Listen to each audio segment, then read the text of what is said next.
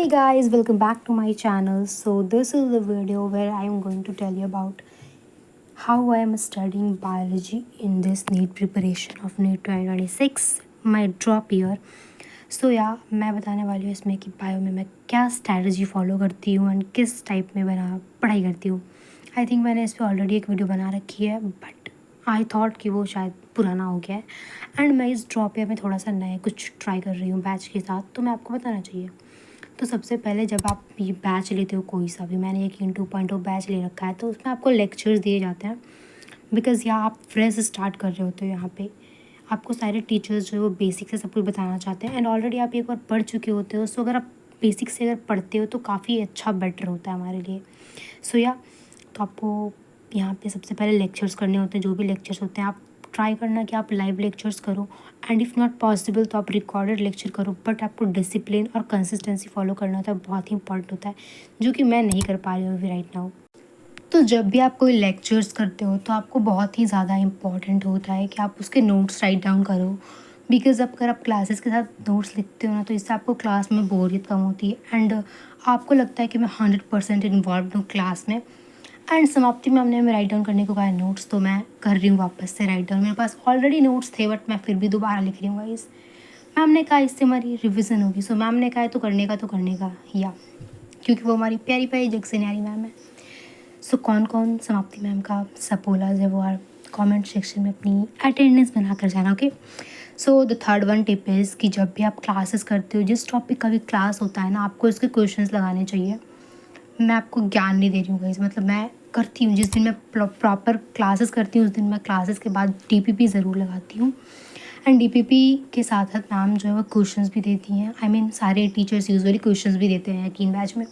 सो वो क्वेश्चंस करो और डीपीपीज करो या बिकॉज आपको वो टॉपिक जो है रिवाइज होता है क्वेश्चंस के थ्रू भी. सो इसे it is a method for revision, good method. मेरे इस बार के रिविज़न एंड अच्छे जा रहे हैं पहले वाले से, बट बिकॉज ऑफ थोड़ा बहुत लैग एंड थोड़ा बहुत बैकलॉग मेरा थोड़ा सा अभी अच्छे से प्रॉपर रूटीन नहीं चल रहा, but I will make sure कि मैं उसे अच्छे से फॉलो करूँ. तो या मैं उसको जो है डीपीपीज बनाती हूँ एंड एक्स्ट्रा क्वेश्चंस के लिए इस बार जो है बहुत कुछ दिया गया है हमारे लिए बैच में, बहुत कुछ स्पेशल है. तो वो भी आता है तो आप उससे भी क्वेश्चन प्रैक्टिस कर सकते हो. उसमें आता है एक कटर शीट जो कि यकीन वालों को पता होगा आप बैच में हो. सो मैं ये पढ़ाई कर रही थी एंड पढ़ाई करते करते मेरे को लगी बीच में क्रेविंग्स हुई कोल्ड कॉफ़ी की एंड मेरी कॉफ़ी की पैकेट मैंने ऐसे ही रख दी थी. मैं बहुत केयरलेस हो गई हूँ कुछ टाइम से. तो ये कॉफ़ी जम चुकी थी बट फिर मैंने सोचा कि मैं ट्राई करती हूँ कॉफ़ी बनाने का एंड या ये बन गई थी, काफ़ी यम थी.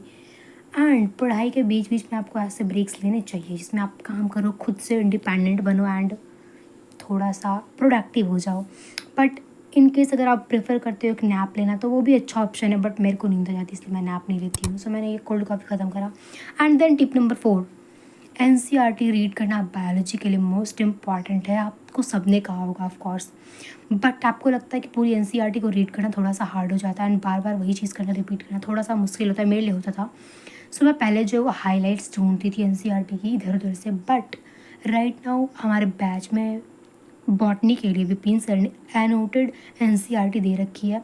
सो आप उससे भी पढ़ाई कर सकते हो. अगर आप बैच में नहीं हो तो फिर थोड़ी सी प्रॉब्लम तो हो सकती है, बट अगर आप गूगल पे सर्च करते हो तो एक वेबसाइट से मुझे मिल जाती है. मैं 11th और 12th में मैंने उसे फॉलो करा था. इनकेस अगर वो वेबसाइट मुझे मिलती है एंड पीडीएफ मिलता है तो मैं आप लोगों को डिस्क्रिप्शन बॉक्स में डाल दूँगी, आप कमेंट में बता देना इफ़ यू वांट. अगर आप बैच में नहीं हो तो, अगर बैच में हो तो no need. And the last one, fifth tip is that कि आपको बायोलॉजी फॉलो करनी है, मतलब एमटीजी बुक फॉलो करनी है एंड कटर शीट से क्वेश्चंस बनाने हैं. कटर शीट में आई थिंक 100 to 150 क्वेश्चंस होते हैं. कुछ में मैक्सिमम भी हो सकता है बट मिनिमम नहीं होंगे, 100 से ज़्यादा ही होता है.